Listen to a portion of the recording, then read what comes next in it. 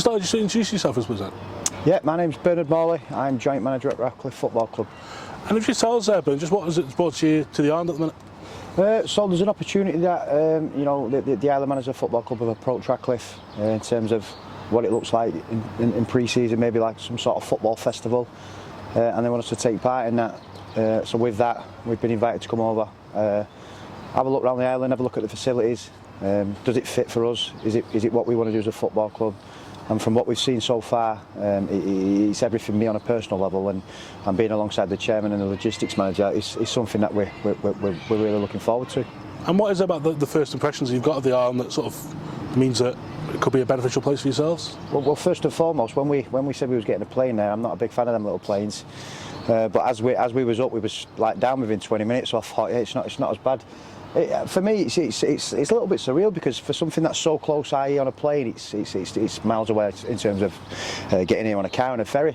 But it's the way Lee's come across and the way Lee sold the island to us, and the logic and the background of the football, how it's established itself, what the work that's gone in behind the scenes to be able to create this football club and get it to where it's at is really good. It's really interesting for us, because it's something that, where me and John will come from in terms of our first opportunity at management was at Ramsbottom United, which is a real small football club, run by, Harry Williams, who's like at the point of 77-year-old, 80-year-old. So we really get that, volunteers, that side of it. It's not massively funded by big sponsors and rich men from the outside. They've had to do it internally, which is really good to hear. So, and it's exactly what we are as a football club, and that's our background. Well, yeah, Ramsbottom, of course, Ramsbottom United, they're in our league, North West County Premier Division with us, and one of the things that has been a big thing for fans of other teams is that the ability to come here, and it's a special sort of trip, it's a away trip people don't get. Usually it's a coach and all this, but here they're getting, like you're saying, a quick flight or a ferry over. How important would that be for you guys for the summer, if you could get here and get your fans over as well, to sort of build up the atmosphere and the connection with the fans? I think it's massive. I think it's quite exciting, to be honest with you, because you've given football clubs in and around the North West, North East, whatever it be, a platform to be able to come out of their comfort zone, i.e. go to Ramsbottom on a Tuesday night, or Salford on a Saturday, or Clitheroe.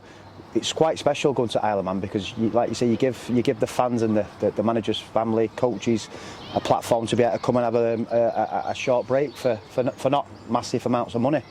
And if it's affordable for these families, then I'm sure everybody will jump on the bandwagon. For us, on a personal level as a football club, I think we know, as managers and coaches and chairmen and owners, that given the opportunity to come here in the summer, we believe that in terms of the supporters, we're trying to create that platform where we're in it together. And with that, if we're in, then most of the supporters will be given the opportunity to come over here, which I think they'll do in abundance. And I think, I'm not going to put a figure on what I believe will come, because I don't know, but I certainly believe we'll bring a couple of hundred fans over here to certainly watch the lads and, enjoy it together as a football club. Just because a bit about yourselves, obviously, for those of us who recognise you from the Class of '92 documentary. You sort of got in your career since then. You're at Radcliffe now. How's the season going for yourselves? Yeah, I mean, we've had a good career, non-league career. We've had some ups and downs, some bumps along the way, but ultimately, we're still here now. We left Salford 5-6 years ago. Went on to Chester, 3.5 seasons there, which is a massive football club. On to Spennymoor in the North East, which another great football club, great people, but just in terms of the geography, it was, the travel was a nightmare. And then we talk about timing at Radcliffe, and speaking to the chairman and knowing him on a personal level for the last 20 years, 25 years. There was a timing where we was available, the club was ready to move on, and they felt it was the right time to bring me and Anthony in. And with that, the ambition for me and Anthony is always to win. It's our philosophy. With that, there's some sort of technical, tactical stuff along the way. But in general, when people ask what's your philosophy, it's winning. We come to Radcliffe to get Radcliffe out the league we're in now and get it to a league where it's never been before. And touch wood, with 3 games to go, we're a point away from achieving that success. And just with that building into next season, hopefully part of that will be coming to the Island and embracing all that. How big an opportunity do you think that is to help yourselves as a team come together? Yeah, do you know pre-season, anyone that sits there and tells you they like pre-season, they're lying, because it's tough, it's hard work, it's not enjoyable. It's a case of going away in the summer, eating and drinking, enjoying some time with your family, which you deprive them of through the football season.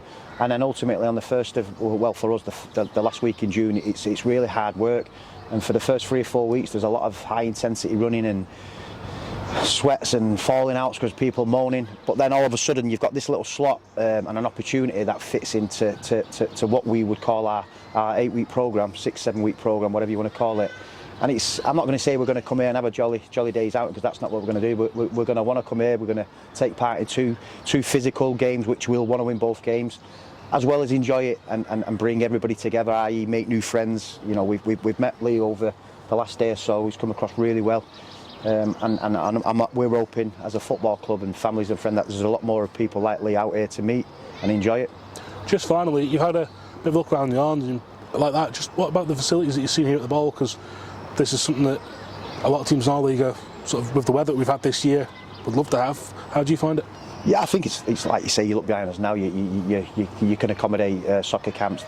It's massive for the environment. It's massive for kids and families. And you know, as parents, it's sometimes tough when it's the summer holidays and you're trying to get like kids babysat. It's really expensive. But to put this and give them the opportunity and the platform to be able to come here and play on the pitch where the first team is, it's as a young lad, whether it be under 16s down to under 5s, you're working towards where potentially your uncle or your brother or your sister, whoever it is, playing on this pitch. So again, it brings everybody together, and there's not a sort of, it's not us and them, it's everybody involved. And yeah, facilities wise, it's something that we're looking forward to. You know, we've took some videos and pictures, sent them back to the people that are unfortunate that they can't be here, and everybody's champing at the bit to get here. Cheers for your time, and hopefully we'll see you in the summer. Thank you.